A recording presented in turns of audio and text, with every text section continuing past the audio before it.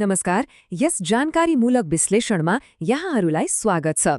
आज हामी एउटा यस्तो विषयमा कुरा गर्दैछौँ जुन सुन्दा सामान्य लाग्न सक्छ तर वास्तवमा धेरै महत्त्वपूर्ण छ।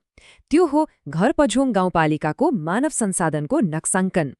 एउटा सामान्य कर्मचारीको सूचीलाई हेरेर कसरी स्थानीय सुशासनको पूरै तस्विर देख्न सकिन्छ भन्ने कुरा आज हामी खोतल्नेछौँ। यो कुनै नाम र पदहरूको साधारण लिस्ट मात्र होइन नि, यो त सिङ्गो गाउँपालिकालाई हरेक दिन चलायमान बनाउने ह्युमन इन्जिन अर्थात् सम्पूर्ण मानव संरचनाको खाका हो। आउनुहोस् सँगै अगाडि बढौँ।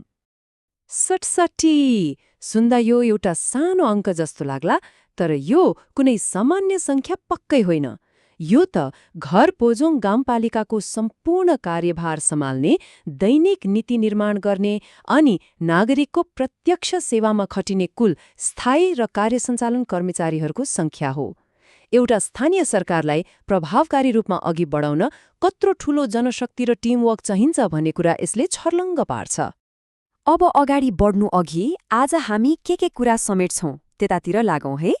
मुख्यतया हामी कर्मचारीहरूको सिंहावलोकन, कार्यकारी र प्रशासकीय टोली, प्राविधिक सञ्चालन, स्वास्थ्य सेवा विभाग र अन्त्यमा सहयोगी र सुरक्षाकर्मीहरूको बारेमा चर्चा गर्नेछौँ। त्यसो भए पहिलो बुँदाबाटै सुरु गरौँ। खण्ड 1 गाउँपालिकाका कर्मचारीहरूको समग्र सिंहावलोकन। आखिर यो सबै तथ्याङ्क पछाडि काम गर्ने मानिसहरू नै हुन्। अब लागौँ दोस्रो खण्डतिर, कार्यकारी र प्रशासकीय टोली, जसलाई हामी संस्थाको मेरुदण्ड पनि भन्न सक्छौँ। यहाँ हेर्नुहोस् त, यो टोलीले साँच्चै नै दैनिक प्रशासनको जग बसाल्छ। प्रमुख प्रशासकीय अधिकृत भीमकुमार बस्नेतको नेतृत्वमा रहेको यो कोर टिममा केदार सिंह थापा, सुजित बराल र विकास सञ्ज्याल जस्ता 7औं तहका महत्त्वपूर्ण अधिकृतहरू हुनुहुन्छ। उहाँहरूले नै प्रशासन र लेखाको मुख्य कार्यभार सम्हाल्ने हो। अनि अर्को महत्त्वपूर्ण कुरा, अहिलेको यो प्रविधिको युगमा 6औं तहकी सूचना प्रविधि अधिकृत सुजिता थकालीको भूमिका पनि उत्तिकै महत्त्वपूर्ण छ। दैनिक काम कारबाहीलाई चुस्त र प्रविधि मैत्री बनाउन यी नामहरू एकदमै निर्णायक छन्। यो त भयो प्रशासनको कुरा। अब हाम्रो तेस्रो खण्ड, प्राविधिक र क्षेत्रगत सञ्चालनतिर जाउँ, अर्थात् फिल्डमै खटिएर काम गर्ने टोली। स्थानीय विकास भनेको अफिसभित्र बसेर मात्र त हुँदैन नि, होइन र? त्यसैले यहाँ विविध सिप भएका प्राविधिकहरूको भूमिका आउँछ। 7औं तहका इन्जिनियर चक्रबहादुर बम अनि 5औं तहका सब इन्जिनियरहरू राजन कण्डेल र अमित कुमार मण्डलले बाटोघाटो र पूर्वाधार निर्माणको पुरै नेतृत्व गर्नुहुन्छ। त्यस्तै रोजगार संयोजक शर्मिला श्रीस र कृषि अधिकृत रोशन थकालीले गाउँपालिकाको आर्थिक र कृषि विकासको जग बलियो बनाउने काम गरिरहनु भएको छ। यो प्राविधिक जनशक्तिले नै समुदायको भौतिक र आर्थिक विकासलाई मूर्त रूप दिने हो। अब यहाँनिर ध्यान दिनुहोला है, यो एकदमै रोचक छ। यसले स्थानीय सरकारका दुई ठूला तर फरक स्तम्भहरू बीचको भिन्नता प्रष्ट देखाउँछ। एकातिर हामीसँग प्रशासन र सञ्चालन छ, जसको पूरा फोकस भनेको नीति निर्माण, सुशासन र पूर्वाधार विकासमा हुन्छ। अनि ठ्याक्कै अर्कोतिर छ स्वास्थ्य सेवा विभाग, जसको मुख्य काम भनेको नागरिकको प्रत्यक्ष हेरचाह, रोग निदान र सामुदायिक स्वास्थ्य हो। गाउँपालिका साँच्चै सफल हुनका लागि यी दुवै पाङ्ग्राहरू एकैसाथ समानान्तर रूपमा चल्नै पर्छ।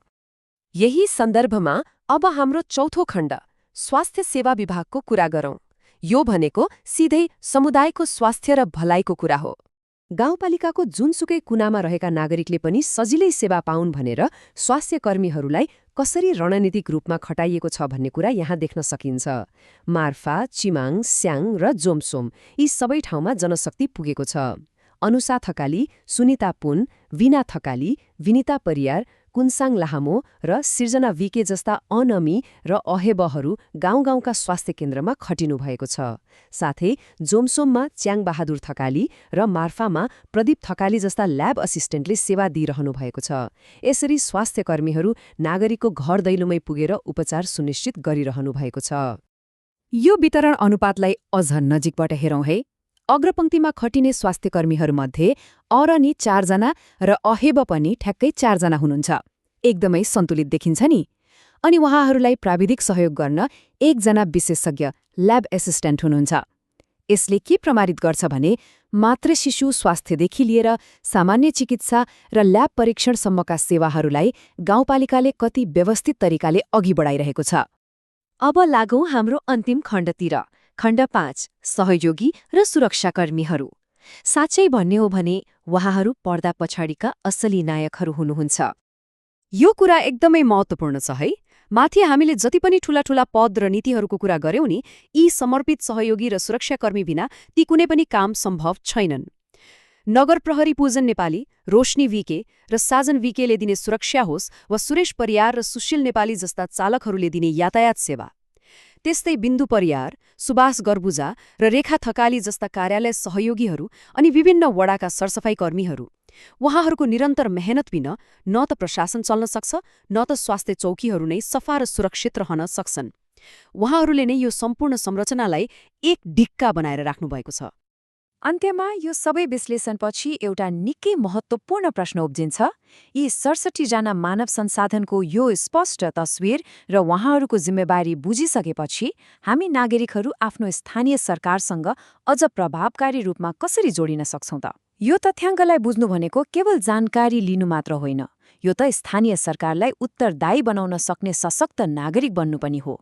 यस विषयमा मनन गर्दै आफ्नो समुदायको विकासमा सक्रिय रहनुहोला।